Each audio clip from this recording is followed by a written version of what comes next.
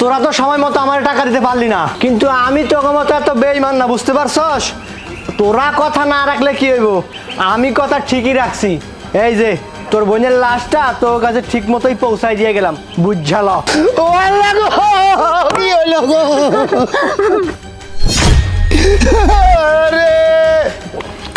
সামান্য করে টেকার লাগে আমার জ্বর চলতো, মাইয়াটারে এইভাবে মাইরা শেষ করে দিচ্ছে। আরিফ, এই কই আসস? ওই যে লাড়ি বাইর করে ধর শালারে, একবারে মাইরালা। এই না, তুই আমার বোনরে মাইরা ফেলাইছস। তোর আজকে খবর আছে, তোরে আজকে আমি মাইরা ফেলামু, মারার পর আমার বোনরে দাফন করুম। তোরে আজকে আমি মাইরা আলম না, তোর আজকে শেষ দিন। ওই আরিফ, তাড়াতাড়ি আয়, দে আমারে বাড়িতে। এই খবরদার! নয়ন রে মারবা কেন? নয়ন তো বইলাই গেছিল যদি ওর টাকাটা ঠিক সময় দেওয়া না হয় তাহলে আপনার বোনের লাশটা এখানে না দিয়ে যাইব।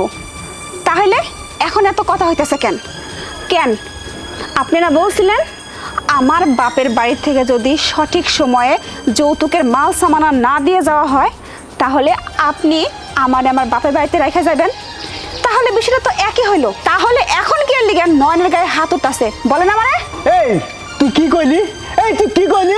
তুই আর আমার বোন কি এক নাকি? হ্যাঁ, ও আমার বোন, ও আমার মায়ের পেটের বোন, ওর সাথে কারো তুলনা হয় না, পৃথিবীর কারো না। আর তুই এখানে বড় বড় কথা কইতাছস না? কেন ভাই? আমি তোমার মায়ের পেটের বোন দেখা আমি মানুষ, আর ভাবি বুঝি অন্যের মায়া দেখা মানুষ না? কি রে, তুই বাচ্চা আছস? আমি বাইসে আছি, কিন্তু নয়ন আজকে আমার সত্যি সত্যি মেয়েরা ফেলাইতো। ভাবি আর তার বোন যদি আজকে না বাঁচাইতো তাহলে নয়ন আমার আজকে সত্যি সত্যি মেয়েরা ফেলাইতো। ভাইজান, ভাবি ঠিকই কইতাছে। আপনি তাহে যখন আমি যৌতুকের টাকা চাইছি আর আপনি যখন আমার টাকাটা দিতেছিলেন না, তখন রাগে ক্ষোভে আমার মাথার রক্ত উঠে গেছিল, আমি মানুষ থেকে জানোয়ার হয়ে গেছিলাম। তখন আপনার বোনেরে মারতে মারতে আমি একদম মাটির সাথে পিষায়া ফেলাইতে লাগছিলাম। পরে দেখে আমার কোনো মায়া হইতেছিল না।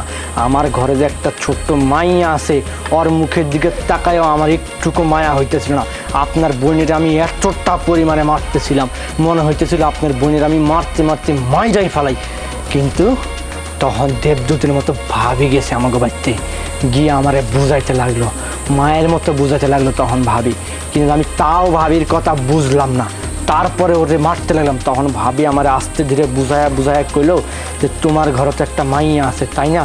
তোমার মাইয়ারে যখন অন্য কেউ যৌতুকের লাগে চাপ দিব তখন তোমার কেমন লাগলো, তখন তোমার কাছে কতটা খারাপ লাগলো, এইবার তুমি ভাবো। তখন যখন ভাবি এই কথাটা কইলো তখন আস্তে আস্তে আমার চোখের পর্দাটা সরে গেল। কথাটা তো আসলেই ভাবি সত্য কইছে। হ্যাঁ, আমি আরেকজনের মাইয়ারে যৌতুকের লাগে মারতাছি, আমার মাইয়ারে যদি কেউ যৌতুকের লাগে এমনি মারে তখন তো আমার কলিজার টুকরারে যদি এমনি মারে আমার তখন কলিজার টুকরা ছিঁড়া দেবো গা। তখন মনে হলো আমার বউ তো কার না করার কলিজার টুকরা, তাই না?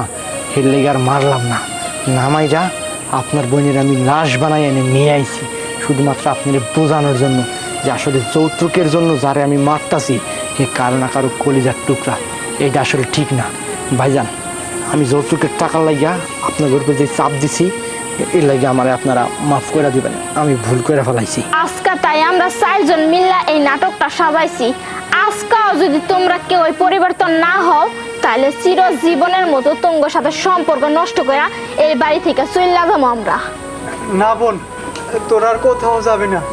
প্রিয়া, আমার না অনেক বড় ভুল হয়ে গেছে, আমারে তুমি মাফ করে দাও। আমি না আসলে ভুলটা বুঝতে পারছি যে আমি অন্যের বোনরে এইভাবে মারছি, আমার বোনরে এইভাবে মারছে, আমার তো কলেজে ছিঁড়া গেছে। আমি আমার ভুলটা বুঝতে পারছি, তোমরা কোথাও যাবো না, আমার বাড়িতে থাকো। ভাই আমারে মাফ করে দাও ভাই তুমি।